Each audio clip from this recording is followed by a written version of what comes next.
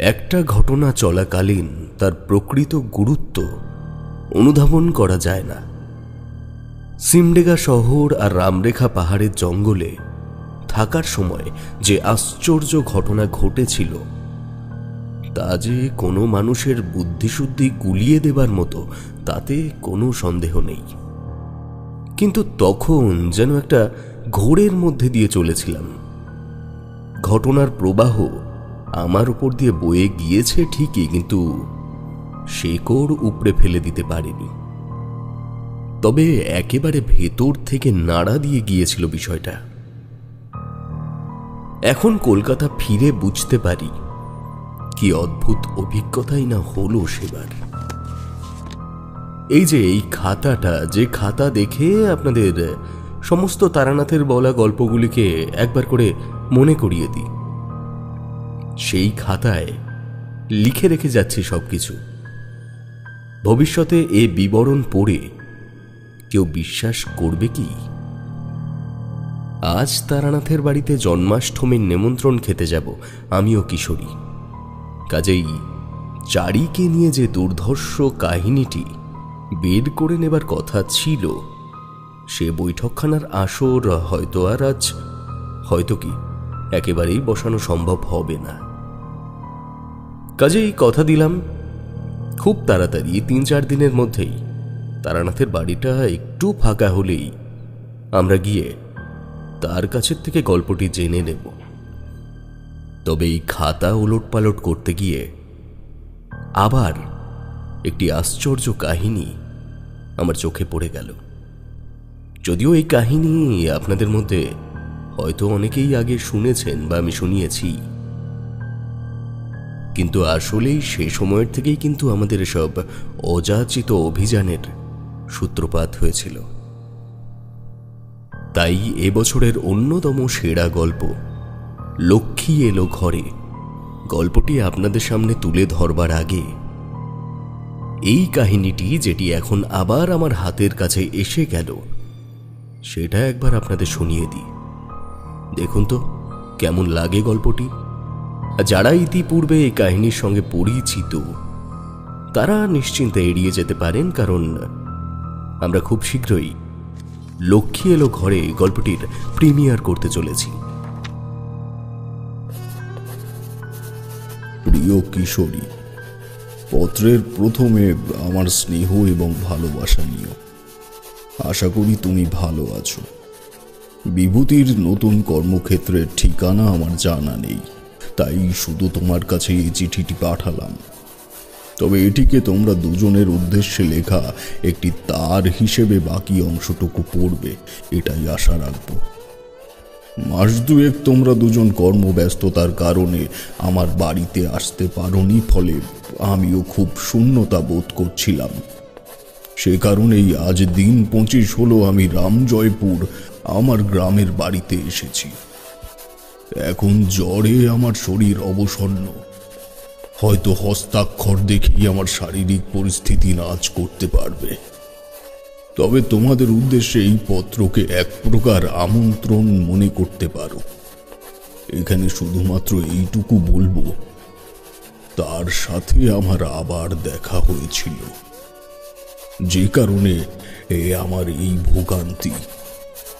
আমার অনুমান তোমাদের সাথে এই ঘটনার তাৎপর্য বিশ্লেষণ না করা পর্যন্ত আমার মন সুস্থ হবে না, আর মনের অসুস্থতা কাটলেই শরীরের দিকে নজর দেওয়া সম্ভব। তাই বৃদ্ধ বন্ধুর আবদার রক্ষা করলে খুবই খুশি হব। ইতি তারানাথ চক্রবর্তী।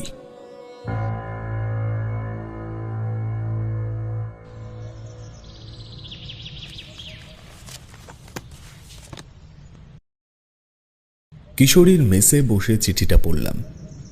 আজ অনেকদিন পর টানা 4 দিনের ছুটি নিয়ে ভদ্রক থেকে কলকাতায় ফিরেছি।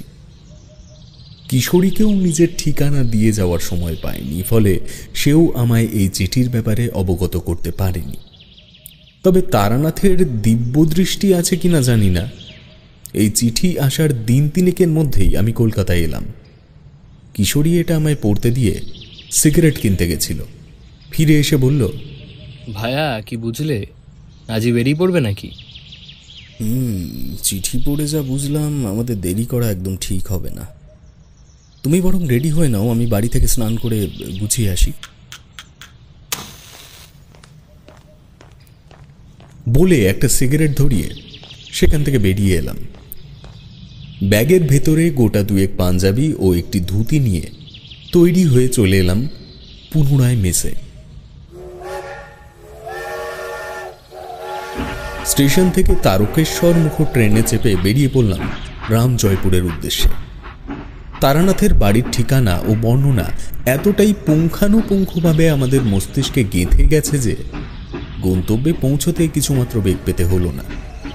তবে এখানে একটা কথা না বললেই নয়, তারানাথের মতো উৎকৃষ্ট বক্তা এবং উচ্চ শ্রেণীর কথকের যে জুড়ি মেলা ভার, তা আরও একবার প্রমাণ হয়ে গেল আমাদের সামনে। মনে হয় তারানাথের কথা অনুযায়ী ঈশ্বর তুলির টানে এই রামজয়পুরকে সাজিয়েছে।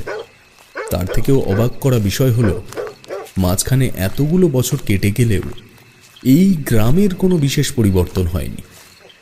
সন্ধ্যার কিছু আগে স্টেশন থেকে নেমে যে গরুর গাড়িতে চেপেছি, তার চালকের সাথেই কথা বলতে বলতে আমরা দুজন এগোচ্ছিলাম।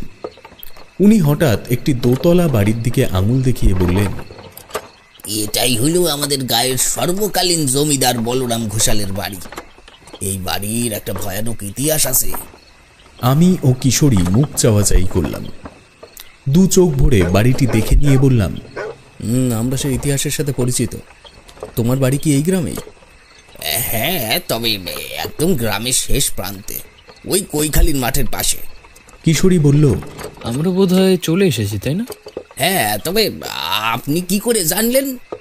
যে আবছা গন্ধটা এখন বাতাসে মিশে আছে, সেটার সঙ্গে আমরা খুব পরিচিত। ভাইয়া, এই ধূপের গন্ধটা তারানাথের বৈঠক ঘরেই তো এর আগে পেয়েছি। সায় দিয়ে বললাম, একদম ঠিক বলেছ। আমি যে কেন আগে বুঝতে পারলাম না। ছইয়ের মধ্যে থেকে বেরিয়ে লাফ মেরে নামলাম গাড়ির থেকে। দেখি তারানাথ হাতে একটি পেতলের ধুনুচি নিয়ে তাতে নারকেলের ছোবড়া জেলে দাঁড়িয়ে রয়েছে। বললাম, ঠাকুরমশাই, এখন কেমন আছেন?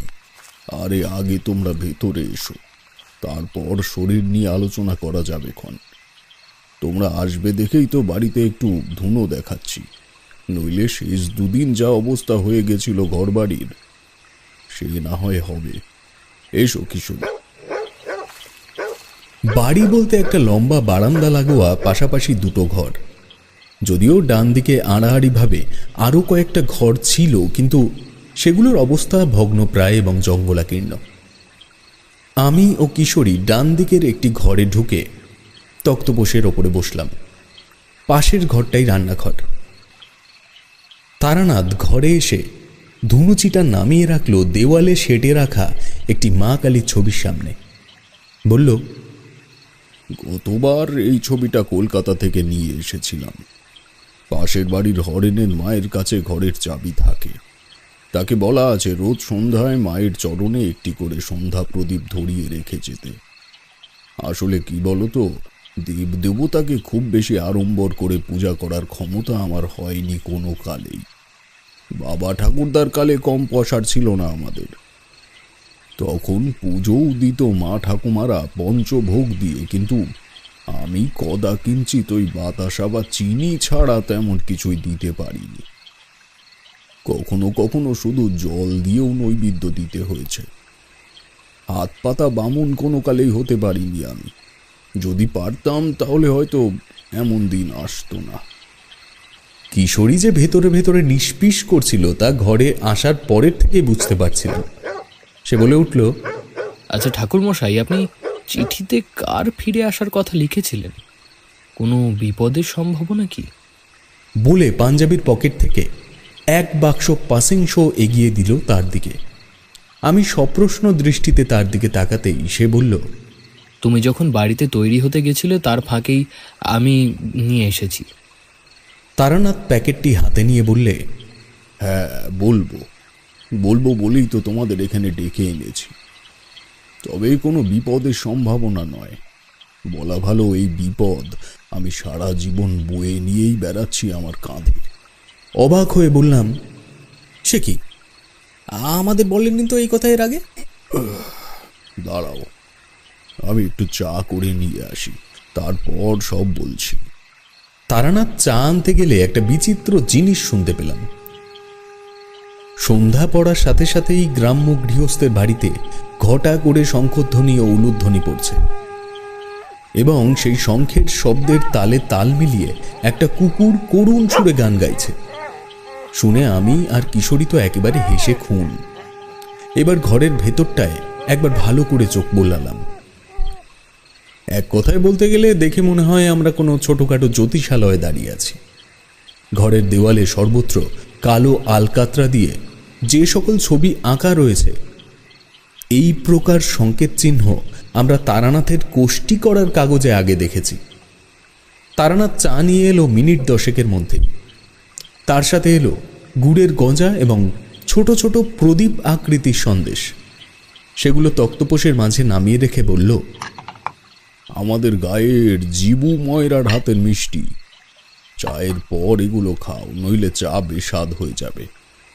বলে কিশোরীর পেছন থেকে উঠে গিয়ে দেওয়ালের কোণে হেলান দিয়ে বসল সে।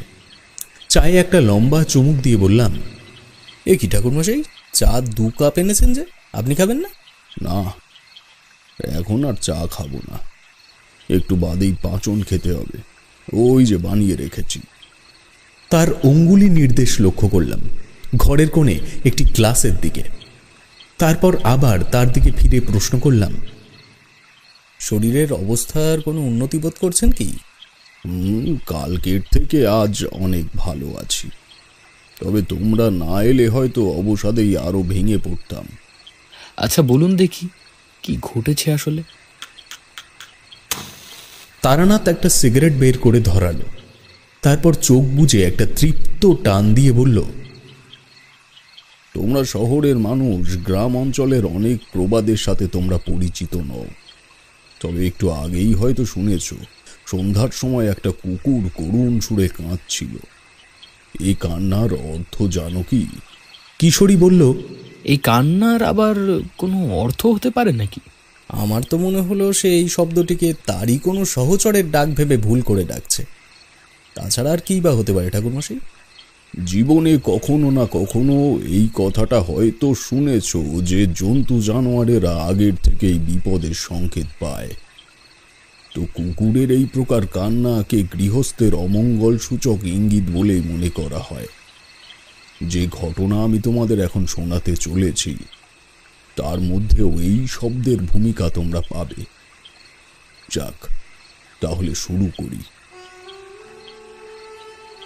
কলকাতা থেকে এখানে এসে প্রথম 2 দিন গ্রামে ঘুরে ঘুরে বেশ ভালোই সময় কেটেছিল। পুরনো পরিচিত মানুষদের সাথে দেখা হলে কথাও হয়ে যায় ভুঁড়ি ভুঁড়ি, কিন্তু কোথাও না কোথাও সেই কথার মধ্যে সেই প্রকার আড্ডার বা সমালোচনা সূচক কিছু থাকে না। ফলে এক সময় না এক সময় কথোপকথন বন্ধ হয়েই যায়। তো দিন 2 পরে আমার নিজেরও আর কথা বলার কেউ থাকলো না। কি মনে হলো বেরিয়ে পড়লাম আবার উদ্দেশ্যহীনভাবে। কেন জানি না মনে হচ্ছিল কিছু একটা অভিজ্ঞতা আমার হতে চলেছে, যেটা আমি চোখের সামনে বহুবার প্রত্যক্ষ করেছি, কিন্তু তার যুক্তি নির্ধারণের চেষ্টা আমি কোনোদিনও করিনি। এভাবেই হাঁটতে হাঁটতে চণ্ডীতলা নামক একটি পার্শ্ববর্তী গ্রামে গিয়ে পৌঁছালাম। গ্রামের প্রান্তে যেখানে নামের ফলক রয়েছে সেখানেই একটি ছোট তারা মায়ের মন্দির। মূর্তির সম্মুখে এক পুরোহিত প্রদীপ ধরাচ্ছে দেখে এগিয়ে গেলাম সেদিকে। ভক্তি ভরে প্রণাম করে মন্দিরের চাতালে বসতেই পুরোহিত মশাই আমার দিকে ঘুরে একটু চমকে উঠলেন। বললেন, তোমায় কি আমি আগে কখনো দেখেছি? বললাম, হয়তো দেখতে পারেন, কারণ পথে পথে ঘুরে জগৎমাতার আরাধনা করেছি বেশ কয়েক বছর। যদিও তারপর গৃহী হয়ে বাকি জীবন কাটাচ্ছি, তাও হয়ে গেল অনেক দিন। কিন্তু আপনার চোখের কৌতূহল অন্য কিছু বলছে।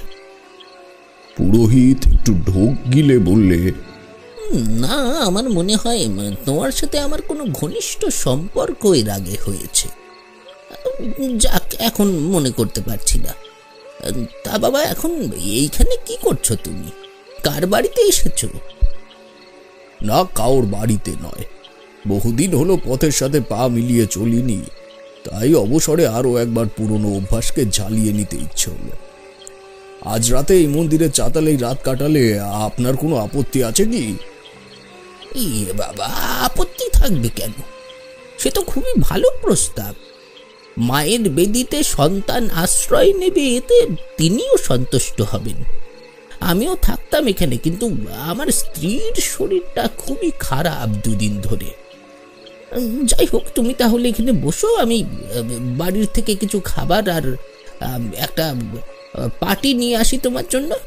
হাত জোর করে বললাম, ব্যস্ত হবেন না পুরোহিত মশাই, আমি এইভাবেই রাত কাটিয়ে দিতে পারবো। আর যদি বলেন খাবারের কথা, আপনি সন্ধ্যা আরতি সেরে একটু ভোগ আমার হাতে দিন, তাতেই আমার মন এবং পেট দুই ভরে যাবে।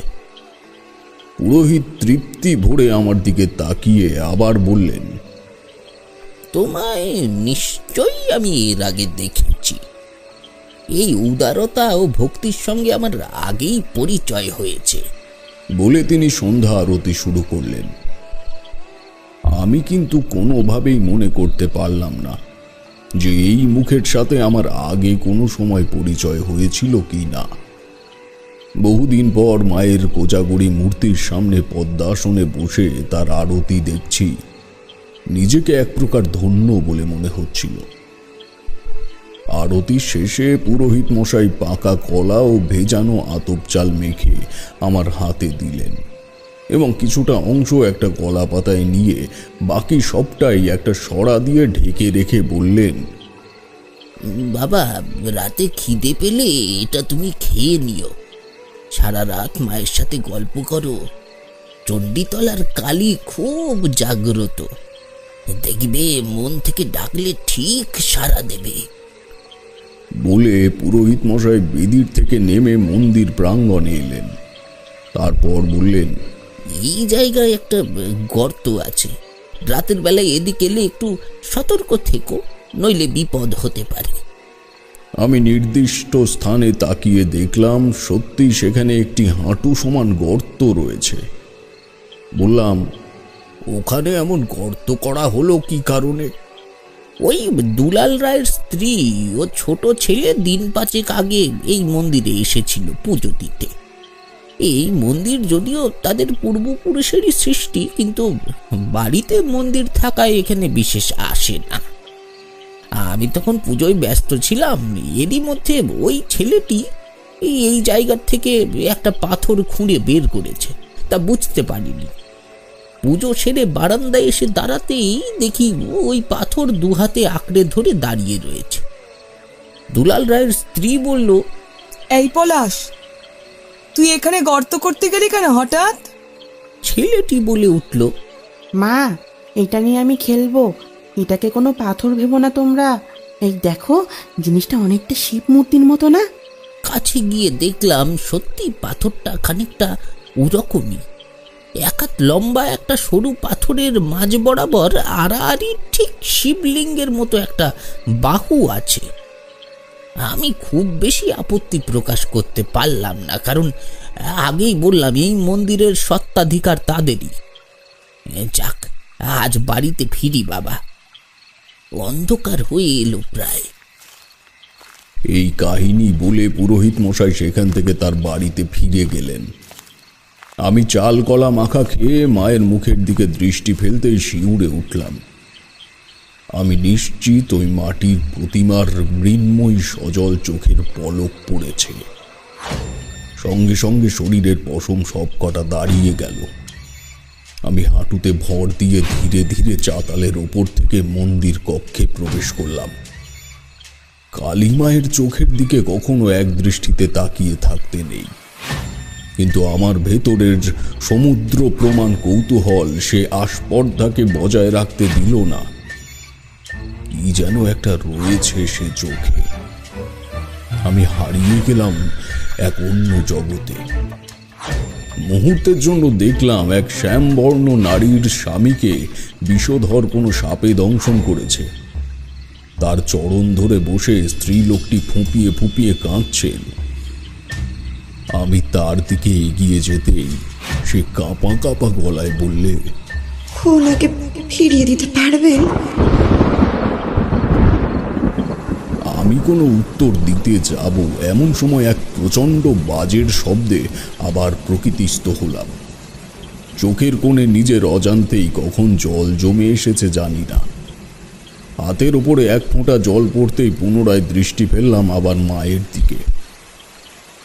সত্যি কিনা জানি না, পুরোহিতে জেলে রেখে যাওয়া রেড়ির প্রদীপের দুলতে থাকা আলোক শিখায় মনে হলো কালী মায়ের চোখেও কেমন একটা নমনীয়তা এসে জড়ো হয়েছে। আমি চোখ বুজে কিছুক্ষণ মনের ভেতরে আসতে থাকা ঘটনাকে সাজানোর চেষ্টা করলাম। বুঝতে বাকি রইল না আমি পরোক্ষভাবে স্বয়ং মায়ের থেকে কি নির্দেশ পেয়েছি। যে শিলাখণ্ড এই মন্দির প্রাঙ্গণ থেকে তুলে নিয়ে যাওয়া হয়েছে তাতে মহাদেব বিরাজ করছেন। সেই কারণেই আমার অচৈতন্য দৃশ্যপটে ওই স্ত্রীলোক তার স্বামীকে ফিরিয়ে দেওয়ার কথা আমায় বললেন। ঈশ্বরের এমন মায়াজাল আমি আগেও দেখেছি। কৈখালির মাঠে স্বয়ং কালভৈরব আমায় দেখা দিয়ে এমন স্বপ্ন রাজ্যে আরও একবার পাঠিয়েছিলেন। আমি মনস্থির করে নিলাম যে কাল সকাল হতেই আমি দুলাল রায়ের বাড়িতে যাব। বাইরে ইতিমধ্যেই বৃষ্টি শুরু হয়েছে। আমি মন্দিরের দরজাটা ঠেলে দিয়ে জ্বলন্ত প্রদীপের দিকে তাকিয়ে চুপ করে বসে রইলাম। জাগ্রত মায়ের মূর্তির সামনে সারা রাতটা কেটে গেল স্বপ্নের মতো। পরদিন ভোর নাগাদ বাইরে বেরিয়ে দেখি মন্দির প্রাঙ্গণে হাঁটু সমান জল জমে গেছে। আমি মায়ের মূর্তির সামনে ষষ্ঠাঙ্গে একটা প্রণাম করে বেরিয়ে পড়লাম আমার গন্তব্যের উদ্দেশ্যে। দুলাল রায়ের বাড়ি খুঁজে পেতে কোনো অসুবিধা হলো না। গায়ের কাদা জমা মেঠো রাস্তায় অতি সাবধানে কয়েক পা হাঁটতেই দেখা হয়ে গেল এক মাঝবয়সী লোকের সাথে। হাতে ঘুনি নিয়ে ব্যস্ত হয়ে ওই রাস্তা ধরেই আসছিল। তাকে জিজ্ঞেস করলাম, বলছিলাম দুলাল রায়ের বাড়িটা ঠিক কত দূর বলতে পারবেন? এই রাস্তা ধরে গিয়ে একদম শেষ প্রান্তের বাড়িটাই ওনার, কিন্তু তার তো বিজয় অসুখ। কাল রাতের থেকে ডাক্তার বদ্যি তো কম যেতে দেখলাম না। এখন কি ওঝা ডেকে পাঠালো নাকি? আপনার ভুল হচ্ছে মহাশয়, আমি কোনো ওঝা নই, কেবল একজন সাধারণ মানুষ। আমার কথায় লোকটি কি ভাবলো জানি না, আবার ব্যস্ত হয়ে যেমনভাবে এসেছিল ঠিক তেমনি আমায় পাশ কাটিয়ে চলে গেল। আমি সন্তর্পণে পা চালিয়ে পৌঁছালাম উল্লেখিত বাড়ির সামনে। নবাবী আমলের পেল্লায় 3 মহলা বাড়ি। এমন বাড়ি মুর্শিদাবাদে আমি কম দেখিনি, কিন্তু সে বাড়ির কোনো অংশে সংস্কার বা যত্নের ছাপ নেই। আরও একটা জিনিস আমার চোখে পড়ল, নিচের তলায় টানা বারান্দার সামনে মোটা মোটা যে 6টি থামের উপরে গোটা বাড়িটি দাঁড়িয়ে আছে, তার প্রতিটির খাঁজে যে খুব সম্প্রতি পায়রার দল থাকত তার প্রমাণ স্পষ্ট। আমি বাড়ির দিকে পা বাড়াতেই সম্মুখের প্রাঙ্গণে শুয়ে থাকা একটি কুকুর চমকে উঠে আমার দিকে স্থির হয়ে চেয়ে রইল। পরক্ষণেই আকাশের পানে চেয়ে করুণ সুরে কাঁদতে শুরু করল সে। বুঝতে বাকি রইল না, খুব খারাপ কিছু এই বাড়িতে ঘটতে চলেছে। একটি বৃদ্ধ গোছের লোক বাড়ির ভেতর থেকে দৌড়ে এলেন। আপদ এই জায়গায় এসে মরা কান্না জুড়েছে বলে আমায় দেখে চুপ করে গেল। তারপর সপ্রশ্ন দৃষ্টিতে উঠোনে নেমে এসে বলল, কে গা তুমি? দুলাল বাবুর শুনলাম খুব শরীর খারাপ, তাই ভাবলাম ওনাকে একবার দেখে যাই। আমার নাম তারানাথ চক্রবর্তী, এসেছি রামজয়পুর গ্রাম থেকে। বৃদ্ধ আমায় দাঁড় করিয়ে দ্রুত পায়ে বাড়ির ভিতরে চলে গেল। ফিরে এলো মিনিট 2 পরে একটি বছর 30-35-এর যুবককে সঙ্গে করে। সে আমায় প্রণাম করে বললে, আগে দিনু কাকার মুখে শুনলাম আপনি ব্রাহ্মণ, তার ঠাকুরমশাই আপনি আমার বাবাকে চেনেন নাকি? মিথ্যে বললাম না। না, তার সাথে আমার পূর্বে কখনো পরিচয় হয়নি, তবে তোমাদের বাড়িতে আসার কারণ আমার ভিন্ন। জানি না এই পরিস্থিতিতে কথাটা বলা ঠিক হবে কি না, তবে যদি আপত্তি না থাকে আমি গিন্নিমায়ের সাথে একটিবার কথা বলতে চাই। এই মায়ের সাথে? এই কেন বলুন তো? আচ্ছা আচ্ছা, বেশ বেশ বেশ, আপনি আসুন, আমি মাকে ডেকে আনছি। বলে সে আমায় বারান্দার এক প্রান্তে একটি কাঠের চেয়ারে বসিয়ে আবার বাড়ির ভিতরে চলে গেল। গিন্নিমা এসে আমায় প্রণাম করে বললে, ঠাকুর মশাই, আমায় ডেকে পাঠিয়েছিলেন?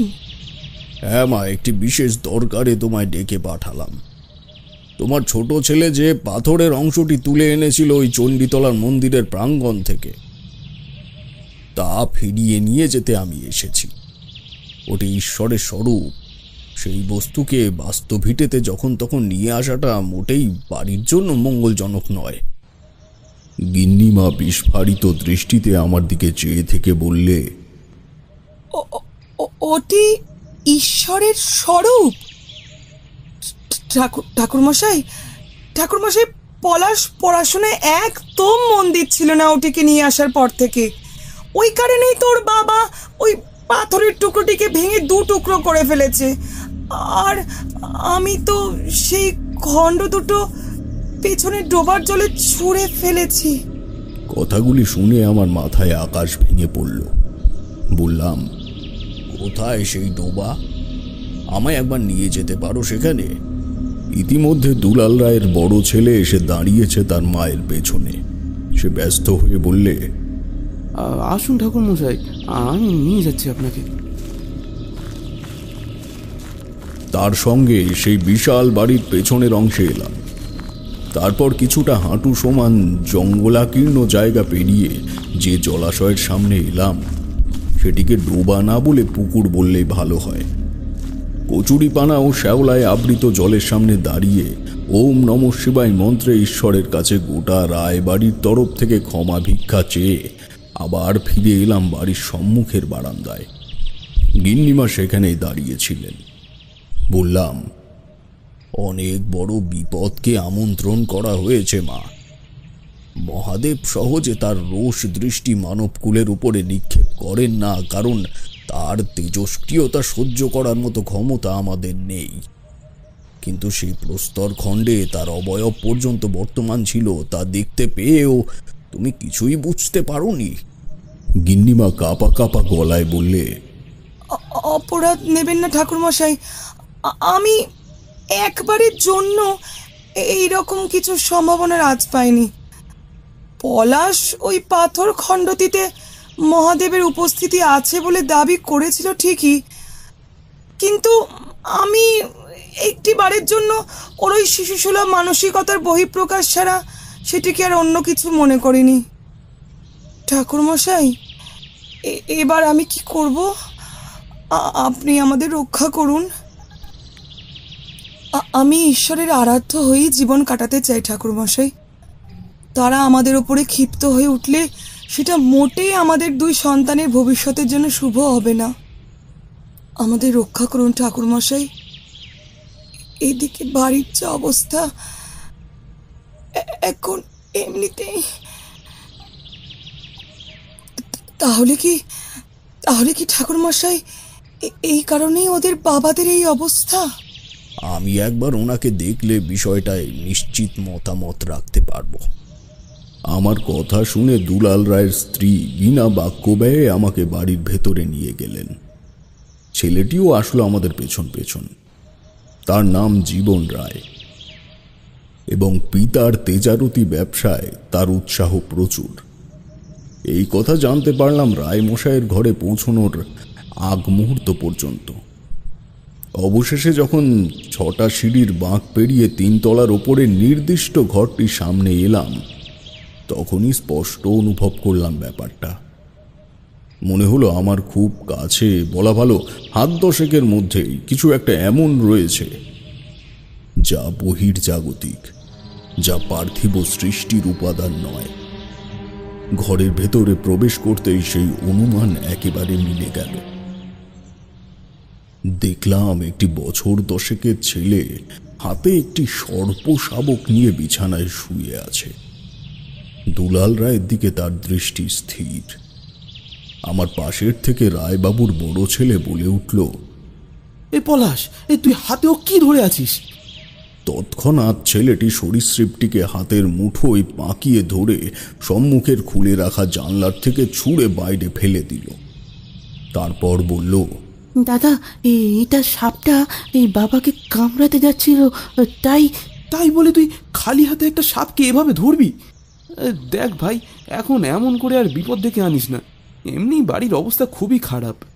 ছোট ছেলেটি আর কোনো কথা বলল না। চুপ করে আমার পাশের থেকে গিয়ে ঝুল বারান্দায় কাঠের রেলিং ধরে দাঁড়িয়ে রইল। এই বালকের মাধ্যমে যে মহাদেব তার অস্তিত্বের প্রমাণ দিতে পারছেন, তা কিন্তু কোনো মতেই স্বাভাবিক ব্যাপার নয়। তোমরা হয়তো শুনেছ কোনো কোনো ধর্মীয় অনুষ্ঠানে বা পুজোর সময় ঈশ্বরের আরতি বা অধিবাস চলাকালীন কখনো কখনো কিছু নির্দিষ্ট মানুষের ওপরে ভর করে সেই দেব বা দেবী স্থানীয় গ্রামবাসীদের সঙ্গে কিছু মুহূর্তের জন্য কথোপকথন পর্যন্ত করে যায়। যাদের উপরে এই রকম অস্তিত্বের আবির্ভাব ঘটে, তারা কিন্তু কোনো মতেই তোমার আমার মতো স্বাভাবিক মানুষ নন। তারাই জাতিস্বর।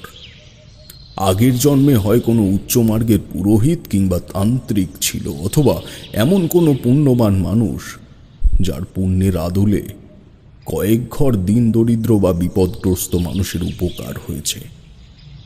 যাক, এই বিশ্লেষণ আর বড় করব না, কাহিনীতে ফিরে আসা যাক।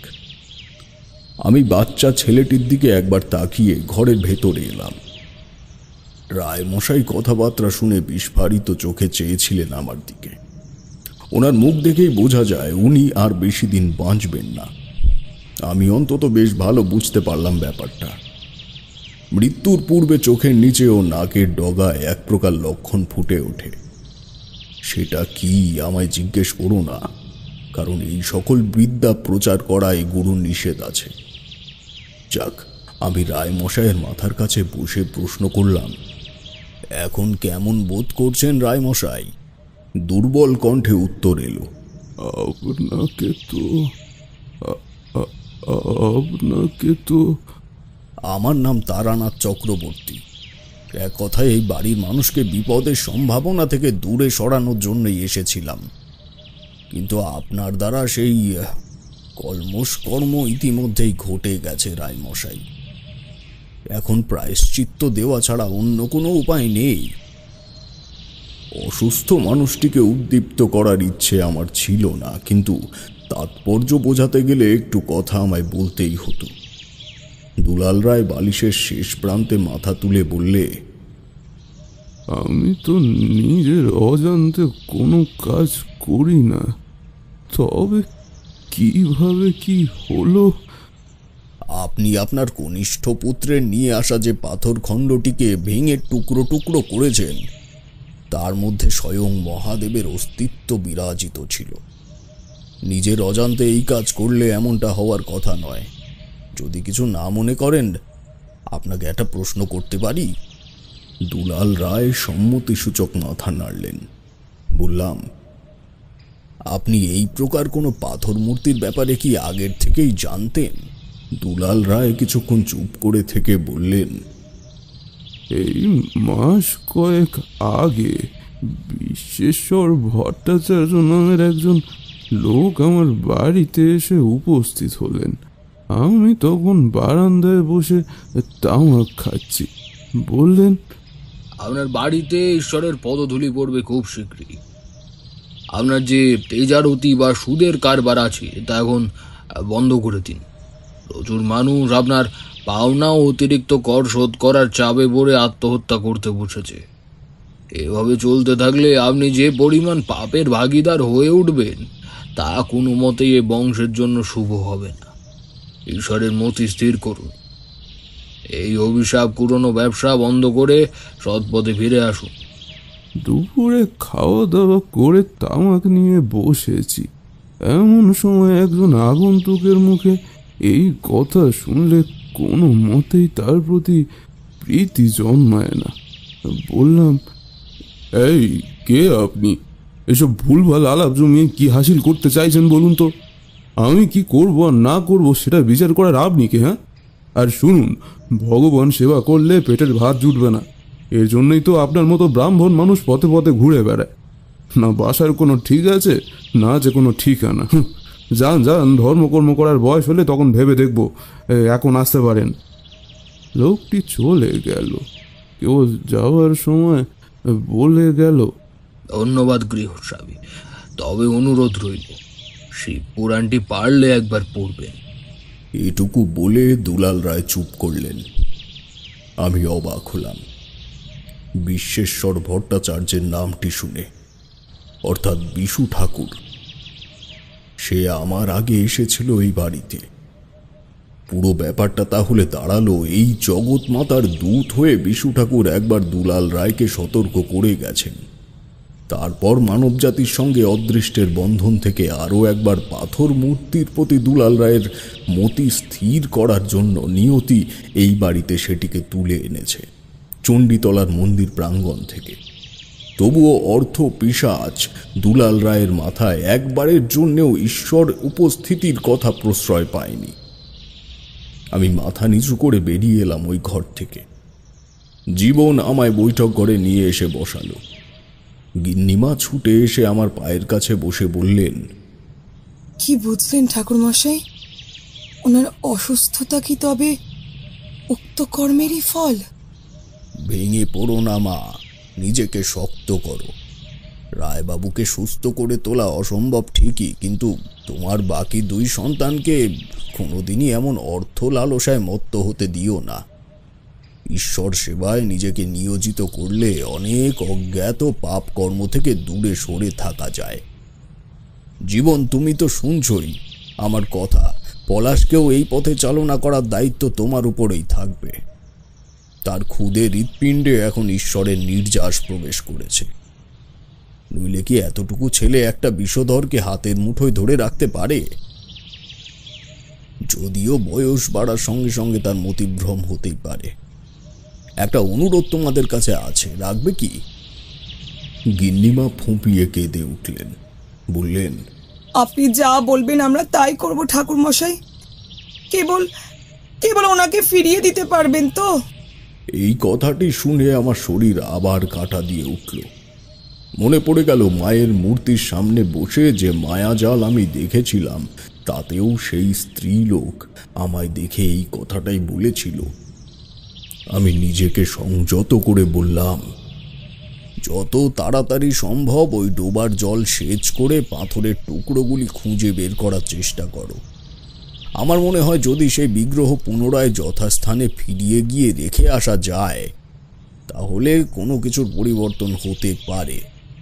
তবে এটা সম্পূর্ণই আমার অনুমান, কোনো নিশ্চিত সমাধানসূচক বাণী নয়।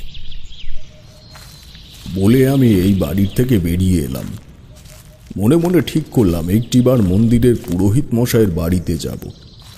শিব পুরাণ সম্পর্কে স্পষ্ট ধারণা আমার তখন ছিল না, কিন্তু এখনো যে আমার জন্য এমন আকস্মিক চমক অপেক্ষা করছিল তা কে জানত।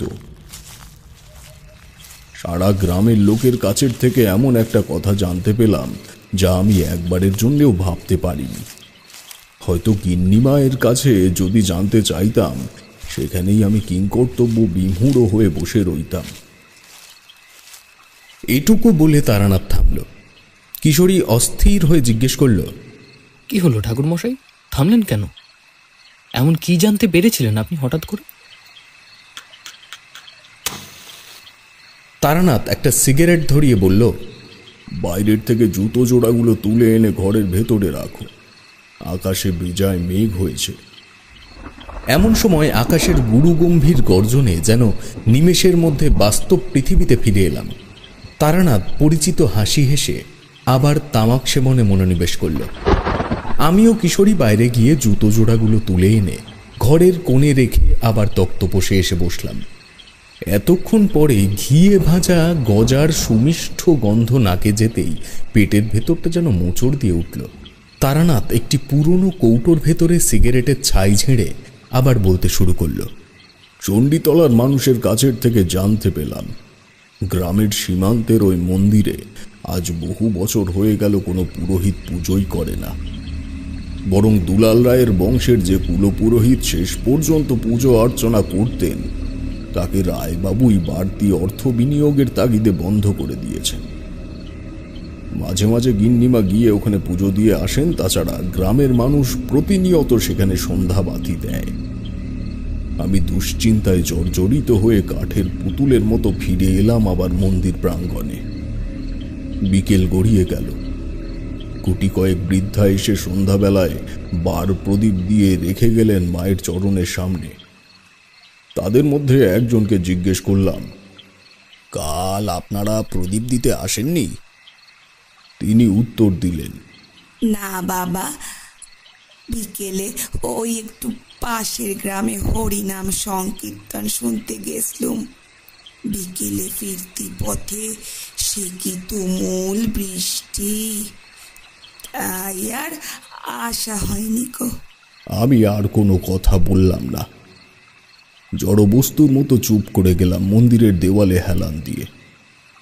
মনে মনে চিন্তা করলাম, আমার সাথে তাহলে এই অঞ্চলে প্রবেশের মুহূর্ত থেকেই ইন্দ্রজাল চলেছে।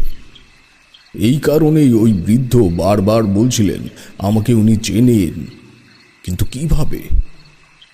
এমন সময় যা, এদিকে যা, এমন একটা শব্দ শুনে সজাগ হয়ে বসলাম। কানে ভেসে এলো অজস্র পায়ের সম্মিলিত ছোটাছুটি শব্দ। পরক্ষণেই মন্দিরের পেছন দিক থেকে ছুটে ছুটে জমে থাকা জলের ওপর থেকে রাস্তার দিকে দৌড়ে যেতে লাগলো ছোট ছোট শুয়োরের ছানা। বিদ্যুতের মতো চোখের সামনে ভেসে উঠল সেই শুয়োর পালকের মুখখানা, যাকে আমি কৈখালির মাঠে দেখেছিলাম। অর্থাৎ মহাদেবের সব থেকে ভয়ঙ্কর রূপ স্বয়ং কাল ভৈরব সেদিন আমায় দেখা দিয়েছেন। আমার পঞ্চ ইন্দ্রিয় সেই মুহূর্তে অন্তিম পর্যায়ে পর্যন্ত সজাগ ও স্থির। ঠিক তখনই বৃষ্টি পূর্বের বিক্ষিপ্ত হাওয়ার সঙ্গে কানে ভেসে এলো কয়েকটি অস্পষ্ট কথা। নিজের পুণ্যের আদলে আরো কয়েক ঘর বিপদগ্রস্ত মানুষকে রক্ষা করতে হবে তোমায়। আয়ুষ্মান বাবা।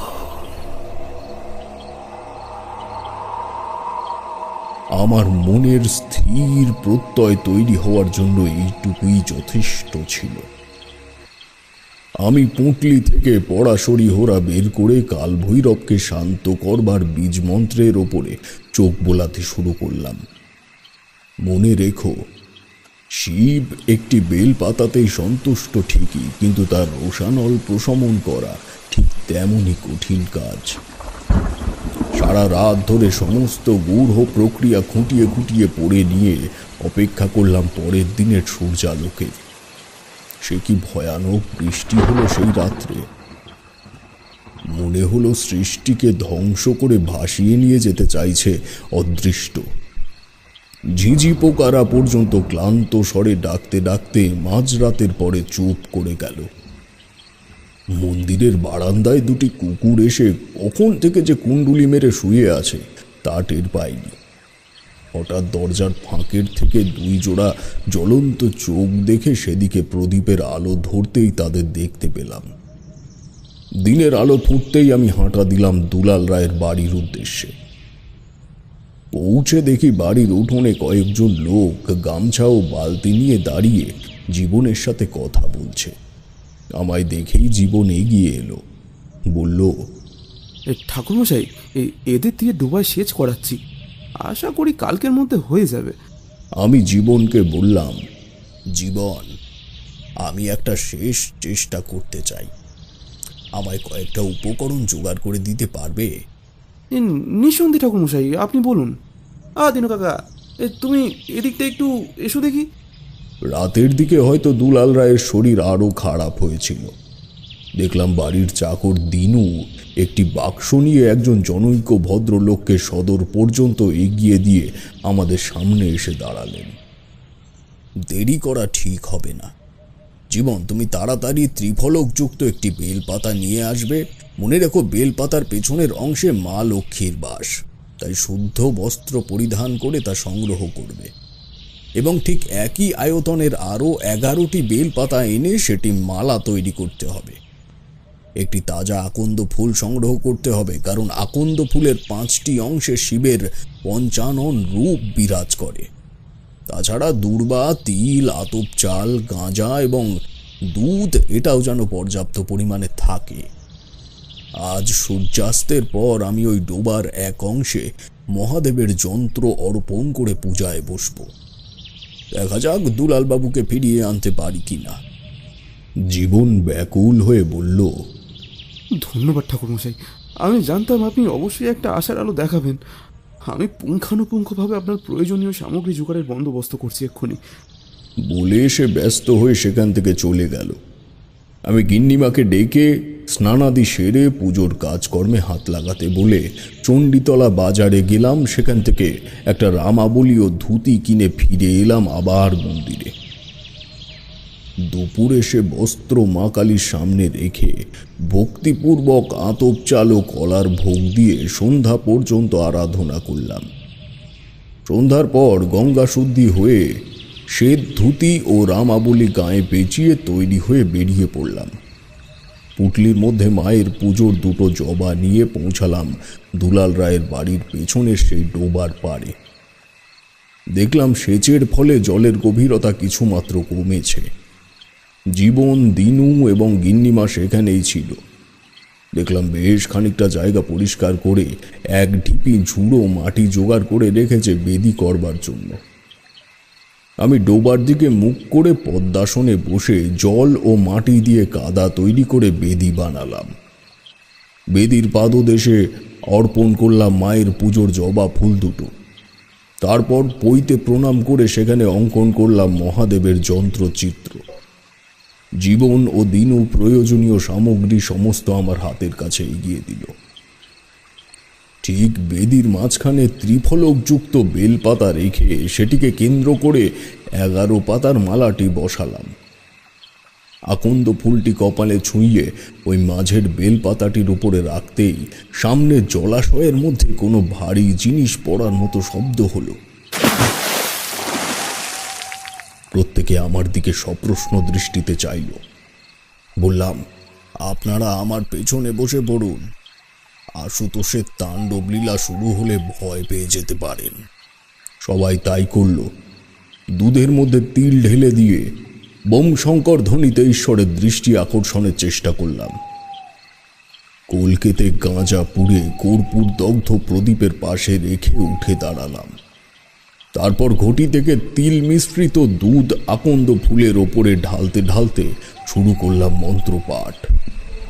মহাদেবায় ধীমহি তন্নো রুদ্রং প্রচোদয়াৎ উর্বারুকমিব বন্ধনে মহামৃতম ওম তৎপুরুষায় বিমোহে মহাদেবায় ধীমায় তন্নো রুদ্র প্রচোদয়াৎ ওম ওম তন্নো রুদ্রায়। মন্ত্রোচ্চারণ যত এগুলো তত শুরু হলো সামনের জলাশয়ের মধ্যে এক অতি জাগতিক তাণ্ডব। মহাকালের এই তাণ্ডব দেখার ইচ্ছে থাকলে তা বর্জন করাই শ্রেয়।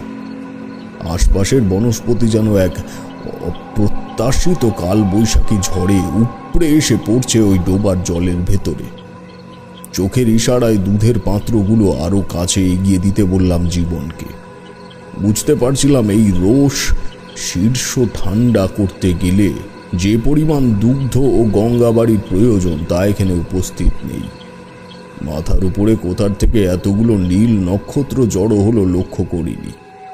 তবে অন্য সকল তারা ভরা আকাশের থেকে আজকের আকাশের রং একটু বেশি নীলাভ। বুঝতে বাকি রইল না নীলকণ্ঠের মর্তে আগমন হতে চলেছে। এদিকে দুধের শেষ পাত্র হাতে তুলেছি তখন বেদির মাটি গলে গিয়ে ধুয়ে যাচ্ছে তার কাদা তরল রাশির সাথে। হঠাৎ কি হলো জানি না, দুধের গটি হাতে নিয়ে তার সমস্তটা ঢেলে দিলাম ওই ডোবার জলে। ইতিমধ্যেই আবার সেই অজস্র পায়ের ছোটাছুটির শব্দ কানে এসে বাড়ি খেল। চিৎকার করে বাকিদের উদ্দেশ্যে বললাম, গিন্নিমা, আপনারা সকলে উঠে দাঁড়ান, পারলে বাড়ির দেওয়ালের ওদিকে চলে যান এক্ষুনি। একই সঙ্গে এক করুণ আর্তনাদের শব্দ এলো রায়বাড়ির তেতলার ঘর থেকে। বললাম, ঘাবড়াবেন না, ওনার ঘরে এখন কেউ প্রবেশ করবে না। সেখানে এখন সাধারণ মানুষের প্রবেশাধিকার নেই। এরই মধ্যে যে পুকুর পার অজস্র শুয়োর শাবকে ভরে গেছে তা আমি লক্ষ্য করিনি। পুজোয় বসে যে প্রদীপ জ্বেলেছিলাম তা আলোর পরিধি যত দূর পর্যন্ত যাচ্ছে তাতে দেখলাম ওই বরাহ শাবকদের প্রত্যেকের দৃষ্টি পাথরের মতো আটকে গেছে ডোবার জলের দিকে। ইতিমধ্যে জীবন আমার পাশে এগিয়ে এসে বলল, ঠাকুরমশাই, এসব কি? আর আর ডোবার জল আবার এত বেড়ে উঠলো কি করে? কি উত্তর দেব বুঝতে পারলাম না, কেবল চুপ করে সেদিকে চেয়ে রইলাম। দেখলাম সত্য ডোবার জল আবার কানায় কানায় ভরে উঠেছে এবং তাতে ঢেউ সৃষ্টি হচ্ছে অস্থির নদীর জোয়ারের মতো। দুলাল রায়ের আর্তনাদ মাখা কণ্ঠ হাওয়ার সাথে মুচড়ে এসে কানে বাড়ি মারছে নিরন্তর। এমন সময় প্রকৃতির রঙে কিভাবে এত অযাচিত নীলচে আলোক আভা মিশে গেল বলতে পারবো না। শুক্লা পক্ষের জ্যোৎস্নার মতো সমস্ত কিছু ঝকঝকে হয়ে উঠল চোখের সামনে। হঠাৎ ডোবার জল উপচে উঠে ঠিক তার মধ্যদেশ থেকে মাথা তুলল এক বিরাট পাথরের শিবলিঙ্গ। তৎক্ষণাৎ জলের তীরে দাঁড়িয়ে থাকা শুয়োরগুলো এদিক ওদিক দিয়ে ঝাঁপিয়ে পড়ল ডোবার ভেতরে। তেতলার ঘরের থেকে দুলাল রায়ের ভক্তিপূর্বক স্তবক কানে এসে বাড়ি খেল। জয় বোম শঙ্কর বোম ভোলে, জয় বোম শঙ্কর বোম ভোলে। জীবনের দিকে তাকিয়ে দেখলাম ওর চোখ দুটি কেবল এখন জীবিত আছে, শরীরে রক্ত চলাচল বোধ হয় স্তব্ধ।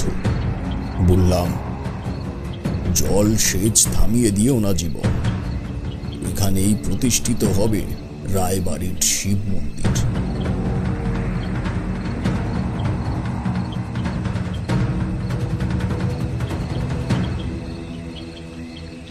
তারানাথ চুপ করল। আমাদের শরীরের একটা পশম এখন আর স্বাভাবিক অবস্থায় নেই। তারানাথ উঠে গিয়ে তার পাঁচন খেয়ে এসে আবার যথাস্থানে বসে বলল, আমার গোটা শরীর তখন ভিজে একদম চুপচুপে হয়ে গেছে। গিন্নিমা আমার পা ধুইয়ে দিয়ে আমায় বাড়িতে প্রবেশ করতে বললেন। আমি খানিক সময় চেয়ে নিয়ে মন্দিরে ফিরে এলাম পোশাক বদলে নেওয়ার জন্য।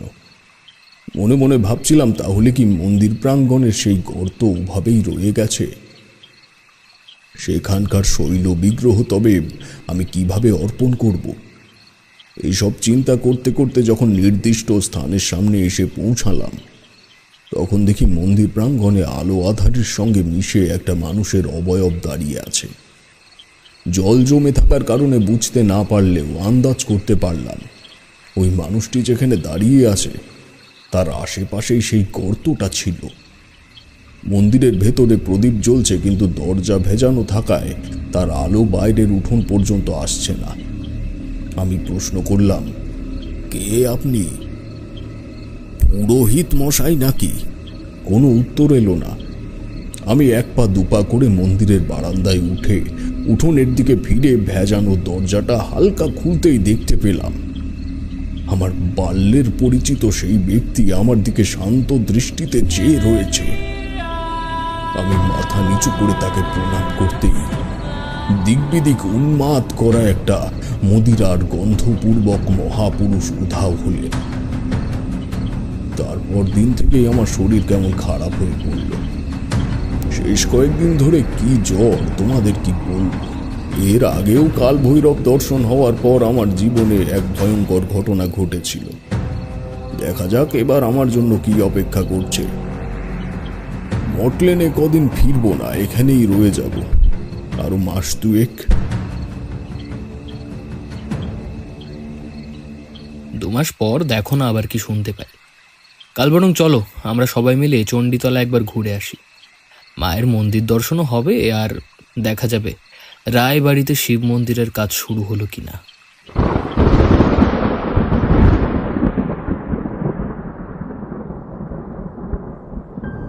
আপনারা শুনছিলেন রাজপ্রতাপের ঢেকে, একটি তারানাথ তান্ত্রিক ফ্যান ফিকশন গল্প।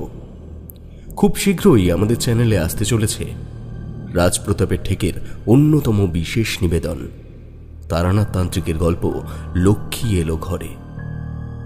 তাই খুব শীঘ্রই চ্যানেলটিকে সাবস্ক্রাইব করে তার পাশে থাকা বেল আইকনটি প্রেস করে দিন, যাতে গল্পটি এলেই আপনাদের কাছে নোটিফিকেশন পৌঁছে যায়।